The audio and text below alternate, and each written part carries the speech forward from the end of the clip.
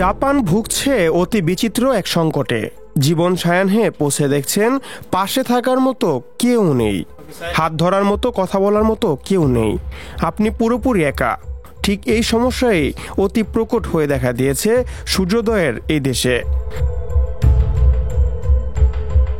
জাপানে চলতি বছরের প্রথম 6 মাসে প্রায় 40,000 মানুষ নিজ বাড়িতে নিঃসঙ্গ অবস্থায় মারা গেছেন। দেশটির পুলিশের এক প্রতিবেদনে এ তথ্য উঠে এসেছে। এসব মানুষের মধ্যে প্রায় 4,000 জনকে মৃত্যুর 1 মাসের বেশি সময়ের পর উদ্ধার করা হয়েছে বলে জানায় জাতীয় পুলিশ সংস্থা। সংস্থাটির প্রত্যাশা, তাদের এই প্রতিবেদনে জাপানের বিপুল সংখ্যক প্রবীণ মানুষের একাকী জীবনযাপন করে মারা যাওয়ার বিষয়ে লোকচক্ষুর সামনে নিয়ে আসবে। জাতীয় পুলিশ সংস্থার সংগ্রহ করা এবছরের প্রথম 6 মাসের তথ্যে দেখা গিয়েছে, একাকিত্ব জীবন করা 37,227 জনকে তাদের নিজ বাড়িতে মৃত অবস্থায় পাওয়া গেছে। তাদের মধ্যে 70% 65 বছরের বেশি বয়সী। ওই প্রতিবেদনে দেখা গেছে, বাড়িতে নিঃসঙ্গ অবস্থায় মারা যাওয়া ওই মানুষদের মধ্যে আনুমানিক 40%কে তাদের মৃত্যুর একদিনের মধ্যেই খুঁজে পাওয়া গেছে।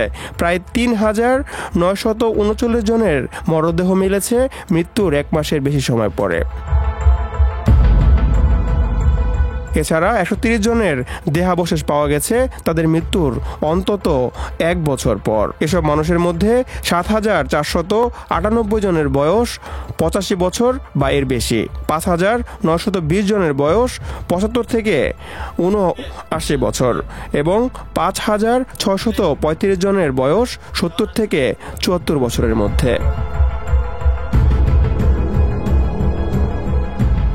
2050 সালের মধ্যে জাপানের বিভিন্ন পরিবারে 1,08 লাখ বয়স্ক মানুষ একা বসবাস করবেন। মোট পরিবারের হিসাবে এটি 20.6% পরিবার। প্রতিবেদনটিতে বলা হয়, জাপানি তরুণ তরুণীদের দেরিতে বিয়ে করার প্রবণতা বা অনেকের সন্তান না নেওয়ার সিদ্ধান্তের কারণে প্রবীণ জনগোষ্ঠীর সংখ্যা বাড়ছে। এদিকে প্রবীণদের সংখ্যা ব্যাপক বেড়ে যাওয়ায় জনসংখ্যাগত সংকটের মুখে পড়ছে জাপান। সেখানে চিকিৎসা ও কল্যাণ ব্যয় বেড়ে যাচ্ছে, বিপরীতে কমছে শ্রমশক্তি।